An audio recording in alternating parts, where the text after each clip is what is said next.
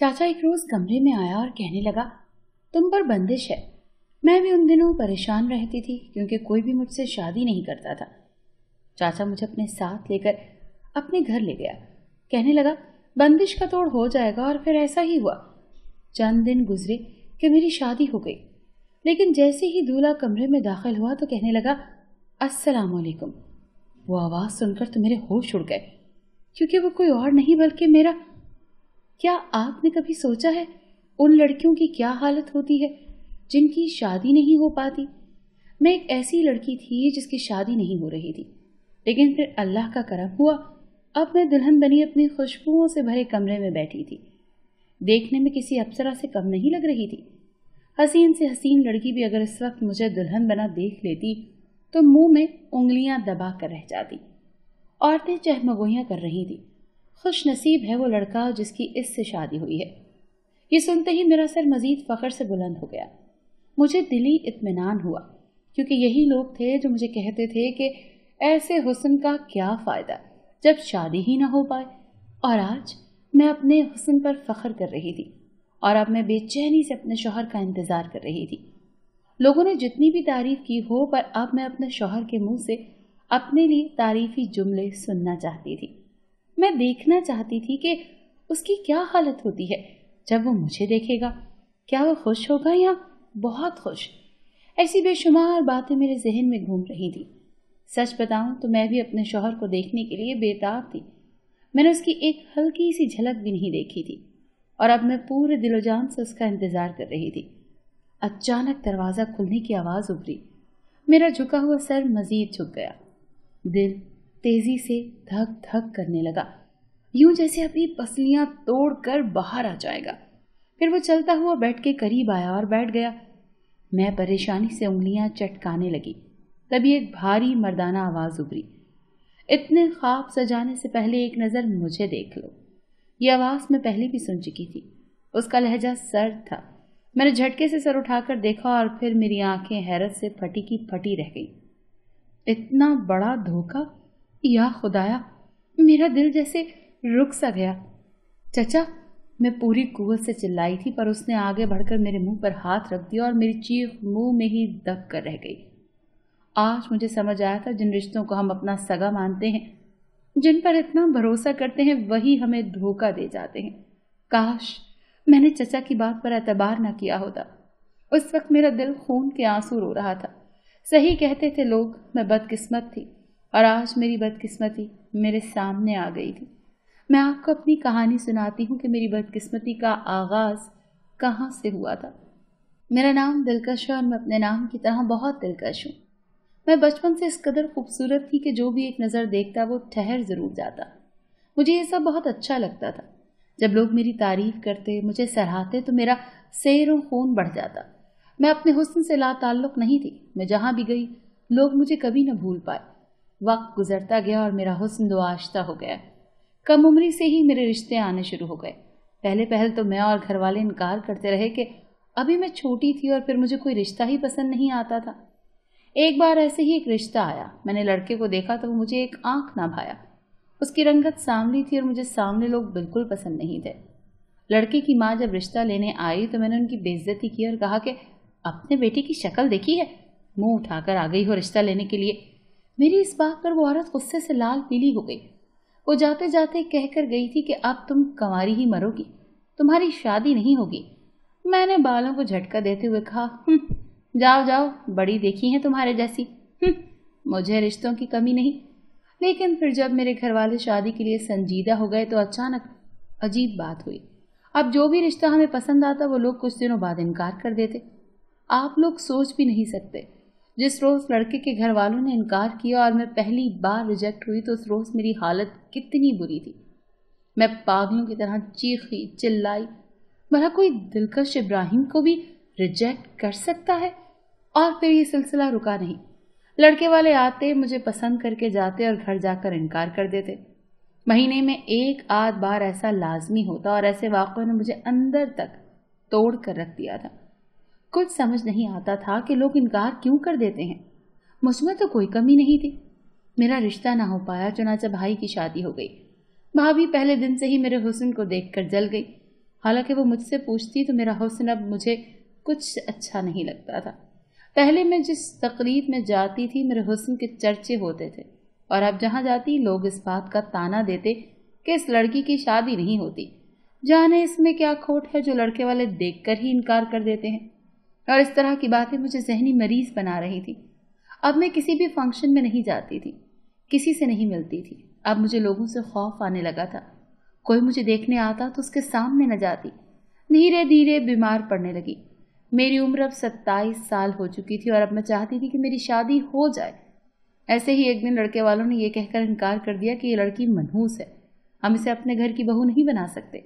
میری امی نے یہ سب سن لیا اور اسی رات انہیں دل کا دورہ پڑا اور وہ جان کی بازی ہار گئی۔ میری تو جیسے دنیا ہی لٹ گئی، میں پاگل ہو چکی تھی۔ بھلا اماں مجھے ایسے کیسے چھوڑ کر جا سکتی تھی؟ ابھی تو انہوں نے مجھے دلہن بنتے دیکھنا تھا۔ اس رات میرا سارا غرور خاک میں مل گیا۔ میں اللہ کے سامنے گڑ گڑا کر روئی، خوب روئی اور اللہ سے معافی مانگی۔ اماں تو چلی گئی پر میری ویران زندگی کو مزید ویران کر گئی۔ بھابھی اب ہر وقت مجھ سے لڑنے لگ گئی۔ وہ بات بنا بات بھائی کو میری شکایتیں لگاتی، سارا دن مجھے کوستی رہتی۔ بھائی بھی روز روز کی چک چک سے تنگ آ گیا۔ اب وہ اپنا غصہ مجھ پر اتارنے لگا۔ جس بھائی نے کبھی غصے سے بات نہیں کی تھی اب وہ مجھ پر ہاتھ اٹھاتا تھا۔ ابا جب یہ سب دیکھتا تو رونے لگ جاتا اور کہتا کہ میری نازک والی بیٹی کیسے رول رہی ہے۔ اس دن انہوں نے روتے روتے ہاتھ اٹھا کر اللہ سے دعا مانگی۔ میں بھی رو رہی تھی۔ بھائی نے مجھے تھپڑ مارا تھا اور پھر اسی رات ابا بھی زندگی کی بازی ہار گئے اور اس بھری دنیا میں مجھے اکیلا چھوڑ گیا۔ مجھے چپ سی لگ گئی۔ ابا کی وفات پر چچا آئے تھے۔ چچا اور ابا کی سالوں پہلے جانے کس بات پر لڑائی ہوئی تھی، دونوں نے کبھی بات نہ کی۔ چچا دوسرے شہر جا بسے اور دوبارہ کبھی ہم سے رابطہ نہیں ہوا۔ اب وہ ابا کے مرنے پر آئے۔ جب انہیں میری کہانی پتہ چلی تو انہوں نے کہا کہ تم پر بندش کی گئی ہے تاکہ تمہاری شادی نہ ہو سکے۔ میں اس کا حل ڈھونڈتا ہوں، تم پریشان مت ہونا۔ پہلی بار مجھے تھوڑا حوصلہ ملا۔ چچا میرے ابا جیسا تھا، مجھے ان سے ابا کی خوشبو آتی تھی۔ اگلے دن چچا نے کہا کہ میں نے تمہاری بندش کا توڑ ڈھونڈ لیا ہے، تم میرے ساتھ میرے گھر چلو، بہت جلد تمہاری شادی ہو جائے گی۔ میں نے اس بات میں سر ہلایا۔ بھائی اور بھابھی تو پہلے ہی مجھ سے تنگ تھے، انہوں نے تو میرے جانے پر شکر ادا کیا۔ میں اب ضروری سامان لے کر چچا کے ساتھ آ گئی، لیکن پورے راستے میں روتی رہی۔ جس گھر سے میری ڈولی اٹھنی تھی آج وہاں سے مجھے نکال دیا گیا تھا۔ چچا کا گھر بہت بڑا تھا، میں تو دیکھ کر حیران رہ گئی۔ ابا کی نسبت چچا بہت امیر تھا۔ چچا کے 4 بیٹے تھے، کوئی بیٹی نہ تھی۔ ایک بیٹے کی شادی ہو چکی تھی اور باقی 3 کنوارے تھے۔ البتہ گھر میں نوکر چاکر خوب تھے۔ مجھے الگ کمرے میں بھیج دیا گیا۔ مجھے یہاں بہت سکون مل رہا تھا۔ شاید میں اپنے گھر کے ماحول سے اکتا گئی تھی۔ اب ماحول بدلا تو سب کچھ اچھا لگنے لگا۔ شام میں چچا نے مجھ سے کہا کہ تمہاری بندش کا توڑ یہ ہے کہ میں جس سے چاہوں گا تمہیں اس سے نکاح کرنا ہوگا، بنا دیکھے بنا جانے کہ لڑکا کون ہے۔ فیصلہ مشکل تھا لیکن میں نے سر جھکا دیا۔ چچا پر مجھے پورا بھروسہ تھا۔ اب میں بہت خوش تھی، میں اپنی زندگی میں آگے بڑھنا چاہتی تھی۔ چچا کے گھر میں شادی کی تیاریاں شروع ہو چکی تھی۔ چچا کے سارے بیٹے خوبرو تھے اور مجھے پورا یقین تھا کہ 3 چھوٹے بیٹوں میں سے ہی چچا کسی ایک سے میری شادی کرنے والے تھے۔ نکاح سے کچھ دن پہلے میں سیڑھیوں سے اتر رہی تھی کہ انجانے میں کسی سے ٹکرا گئی۔ سر اٹھا کر دیکھا تو یہ گھر کا ملازم تھا۔ وہ مجھے کھا جانے والی نگاہوں سے گھور رہا تھا۔ دیکھ کر نہیں چل سکتی کیا؟ میں نے غصے سے کہا، جبکہ وہ ملازم بنا جواب دیے مجھے گھورتا ہوا اوپر چلا گیا۔ نخرے تو دیکھو، جیسے یہاں نوکر نہیں مالک ہو۔ میں بڑبڑاتی نیچے آ گئی۔ نیچے میرے نکاح کا جوڑا آیا ہوا تھا جو بہت خوبصورت تھا۔ یہ بالکل ویسا جوڑا تھا جیسا اماں میرے لیے بنانا چاہتی تھی۔ اور پھر نکاح کا دن بھی آ گیا۔ میں دلہن بن کر غضب ڈھا رہی تھی، ہر کوئی میری تعریف کر رہا تھا اور پھر میرا نکاح ہو گیا۔ نکاح کے وقت میں رونے لگ گئی۔ یہ خوشی اور غم دونوں کے ملے جلے آنسو تھے۔ خوشی اس بات کی کہ میری شادی ہو گئی اور غم اس بات کا کہ اماں ابا دونوں ہی نہیں تھے۔ پر کبھی کبھی انسان کی بدقسمتی بھی اس کا پیچھا نہیں چھوڑتی۔ یہ مجھے اس وقت اپنے شوہر کو دیکھ کر احساس ہوا۔ چچا نے اپنے ملازم کے بیٹے سے میری شادی کرا دی۔ یہ وہی لڑکا تھا جو سیڑھیوں پر مجھ سے ٹکرایا تھا۔ یہ گھر کا نوکر تھا اور مجھے نوکر سے بیاہ دیا گیا۔ میں پھوٹ پھوٹ کر رو دی۔ چچا نے دھوکہ دیا تھا مجھے۔ جانے میں کتنی دیر روتی رہی اور پھر دروازہ کھلا تو چچا اندر آیا۔ چچا کو دیکھ کر میں نے نفرت سے منہ موڑ لیا۔ کیا چلا جاتا اگر چچا اپنی کسی بیٹے سے میری شادی کر دیتا؟ آنسو رکنے کا نام نہیں لے رہے تھے۔ چچا بہت شکست زدہ نظر آ رہا تھا۔ پھر چچا نے بتایا کہ یہ لڑکا میرے ملازم کا نہیں بلکہ میرا بیٹا ہے۔